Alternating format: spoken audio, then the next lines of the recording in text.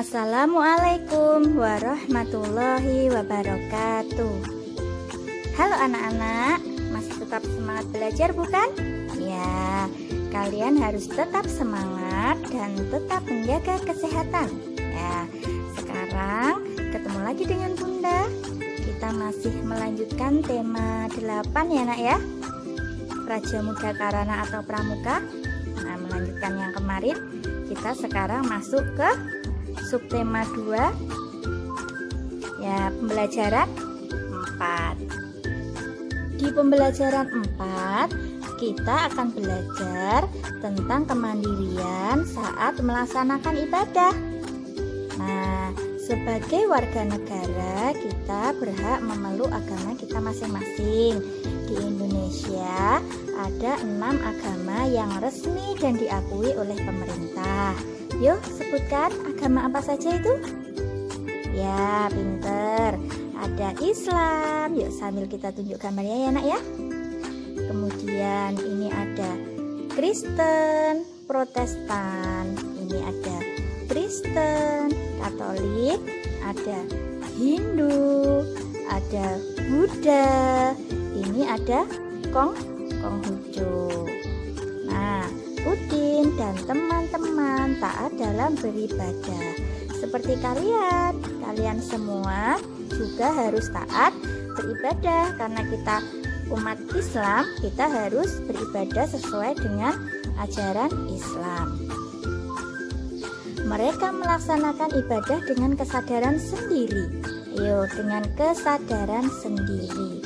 Kalian ketika melakukan ibadah sudah dengan kesadaran sendiri belum? Ayo, siapa yang sholatnya masih dioyak-oyak sama mama sama papa? Siapa yang ngajinya masih harus disuruh-suruh? Ya, nah mulai sekarang harus kesadaran sendiri ya. Kalian kan mandiri, sudah mandiri saat melaksanakan ibadah, nggak usah disuruh-suruh. Mereka berani pergi ke tempat ibadah sendiri. Seperti kalian juga berani ke masjid terdekat. Ya, memang kondisi sekarang kita justru tidak dianjurkan ke masjid ya. Nah, besok kalau COVID-19-nya sudah hilang, kita bisa ke tempat ibadah bersama-sama. Tempat ibadah dekat dengan tempat tinggal. Mereka selalu menyiapkan peralatan beribadah sendiri. Nah, kalau kalian peralatan ibadahnya apa nak? Disiapkan sendiri ya. Mukena, sajadah, peci, sarung. Nah, kalian sudah harus mandiri bisa menyiapkan sendiri. Mereka mandiri saat melaksanakan ibadah. Artinya apa? Ya, kalian harus sudah bertanggung jawab, sudah mandiri, menata sandal di depan masjid sendiri, menata shaf sendiri tanpa disuruh, kemudian rapi dan tertib tanpa harus diingatkan. Itu termasuk mandiri saat melaksanakan ibadah.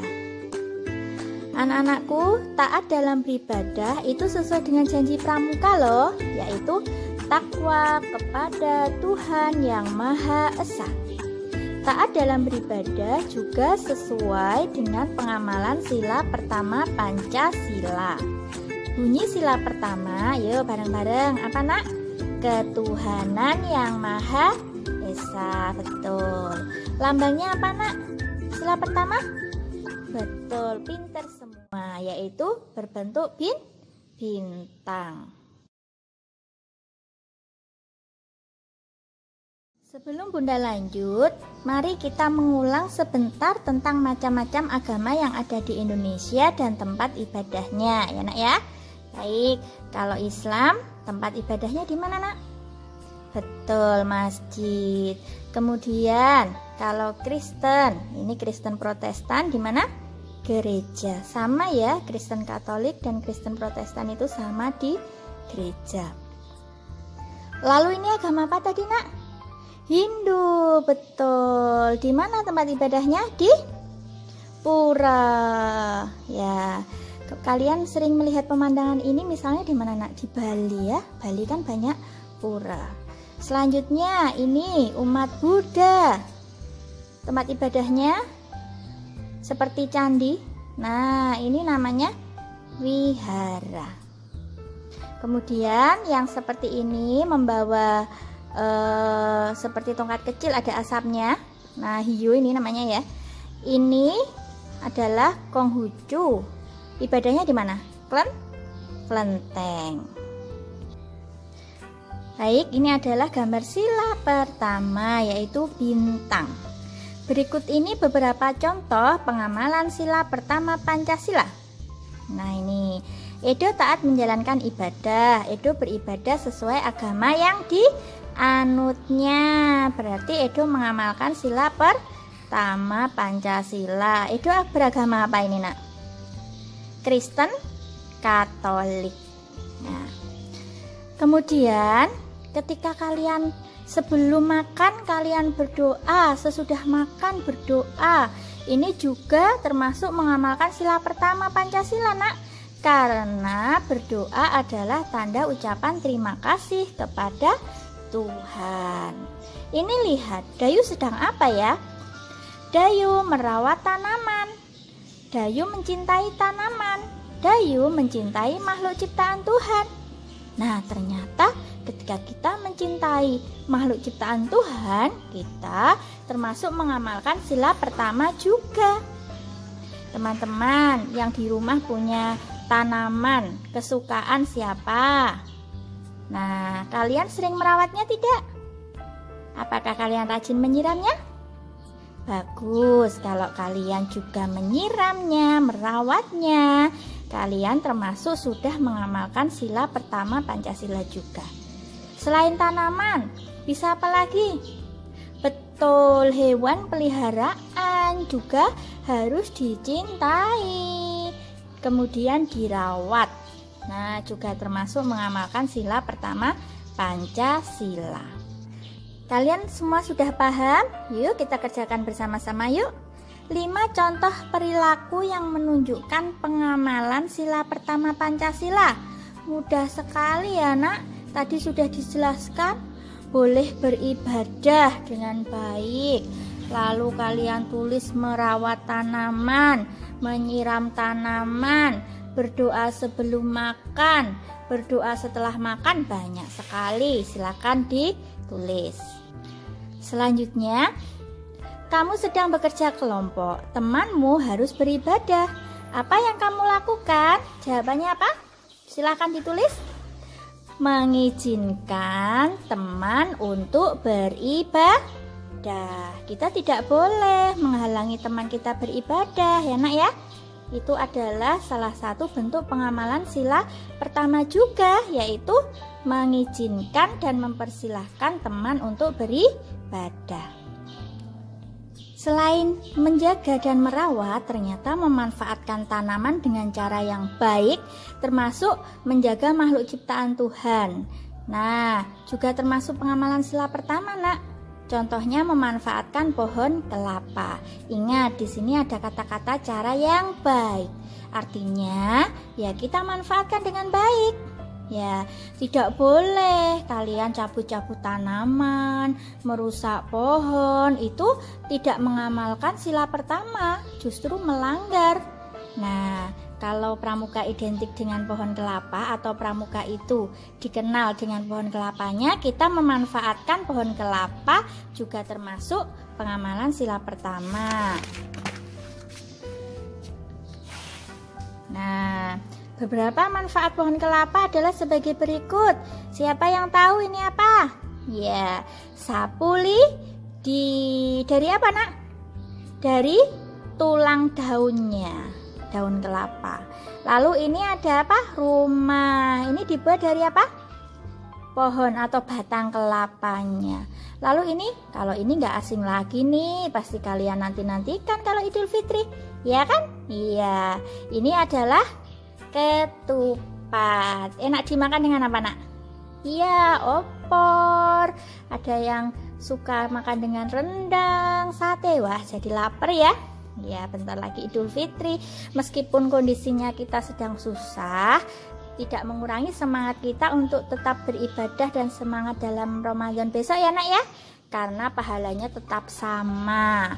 Nah, kita juga harus bersukacita seperti kondisi-kondisi sebelumnya juga.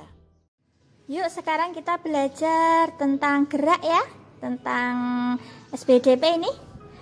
Coba kita tirukan gerak pohon kelapa. Ya, semuanya boleh menirukan. Berdiri tegak, angkat kedua tangan ke atas lalu genggam. Ya, jinjitkan kaki setinggi yang kamu bisa. Ayo, jinjit boleh. Lalu tahan gerakan sampai hitungan 5. Ya, jinjit ya, jangan lupa.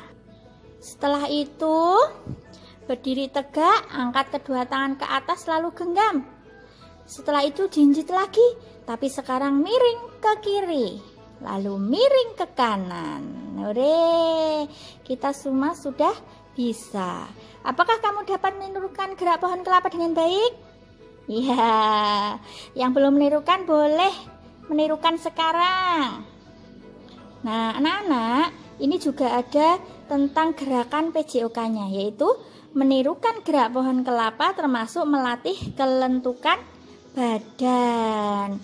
Menirukan gerak pohon kelapa bertujuan melemaskan otot pinggang. Nah, boleh digaris bawah ya. Melatih kelentukan badan, melemaskan otot pinggang. Selanjutnya, mari kita mengenal lambang pramuka di halaman 88. Kenapa pramuka memilih pohon kelapa sebagai lambangnya, Nak? Karena pohon kelapa itu punya banyak sekali manfaat. Buah kelapa dapat bertahan lama, buah kelapa selalu kuat dalam berbagai keadaan. Artinya kita sebagai anggota pramuka selalu taat terhadap Tuhan. Kemudian kita juga memiliki tubuh yang kuat dan sehat.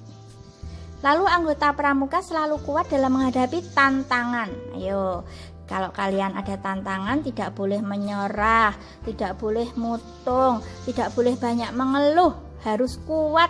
Nah, menghadapi tantangan, PR yang banyak, tugas yang banyak, itu harus dihadapi dengan gembira. Kalau tidak, nanti kalian akan kalah dengan tantangan itu.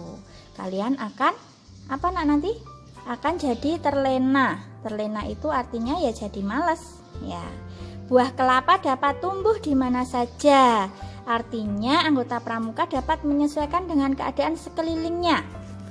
Beda pendapat dengan teman itu wajar, beda sikap juga wajar, sifatnya juga beda-beda. Tetapi kita harus menyesuaikan. Tidak boleh terus menyalahkan temannya.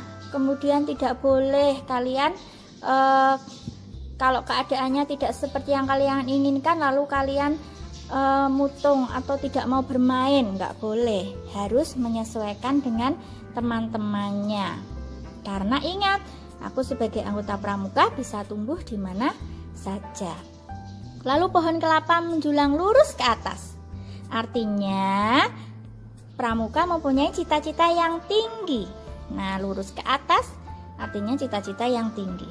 Lalu pohon kelapa tumbuh kuat dan erat di dalam tanah.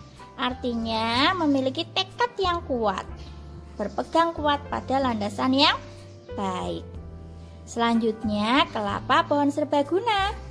Mulai dari ujung daun hingga akar pohon kelapa sangat bermanfaat. Nah, kita harus juga seperti itu, anak-anak. Kita harus jadi manusia yang berguna, manusia yang bermanfaat. Ketika orang tua minta tolong, ya kita tanpa disuruh harus bermanfaat. Kita harus berlomba-lomba jadi orang yang bermanfaat.